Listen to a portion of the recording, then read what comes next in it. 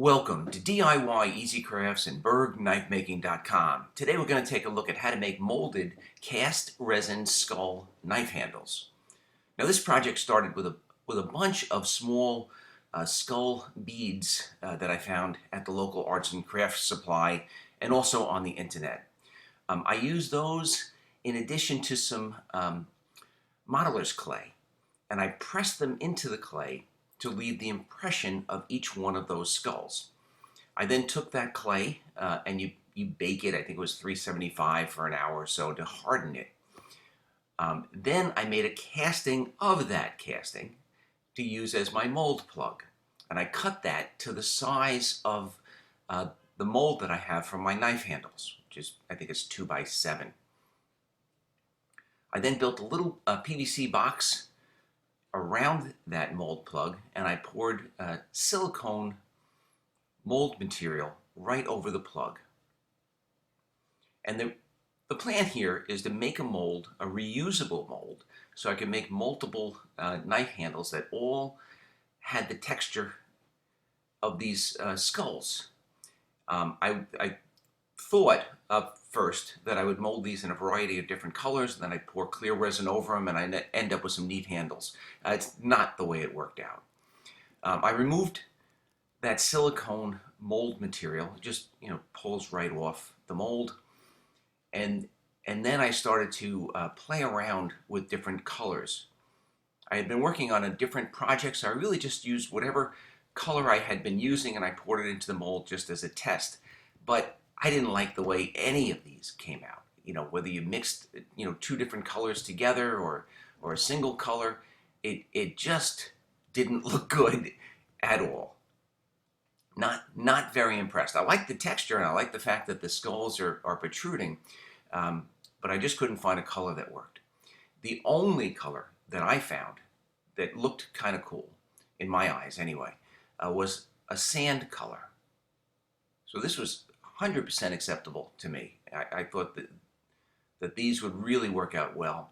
Again, I cast them very thin. I didn't pour a lot of resin into that mold, with the plan of then going back, putting them back in the mold, using some additional Total Boat thick set epoxy.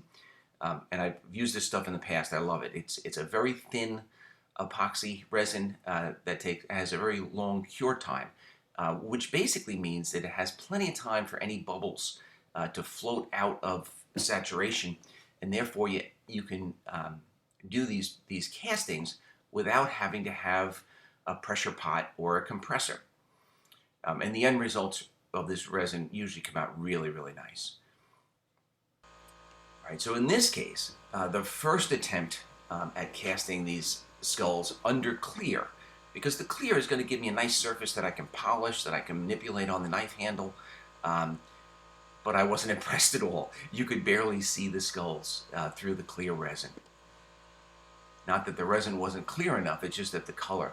I then did it again, and I used a black marker to darken the eyeballs on each set of skulls, which looked good before I poured the resin over it. But pouring the resin changed the black to green in some cases, and they just looked horrible. So at this point, I'm really just trying to salvage the mold and get some use out of it. I poured another set, and at the recommendation of my friend Jason Northgard, I just glued them up onto liners. In this case, it was black liners, and I just used them as they were. I did not cast them in clear, so that the texture would actually be exposed. And I mounted those to a pirate-themed chef knife that I had been working on, and I was actually pretty pleased with the results. I'm not 100% sure, how these handles are going to work out as far as holding dirt. They're going to be a little hard to clean, but I was pretty happy with the way they ended up looking. This is not what I had planned at the beginning of the project. But as you guys know, I like to show you my failures as well as my successes when it comes to knife making. Anyway, I hope you enjoyed this short video. If you did, I ask that you please give it a thumbs up, and I would absolutely love it if you took a minute and left me some feedback on the video. I'd like to give you an invite to join us on our Facebook group, Knives and Knife Making.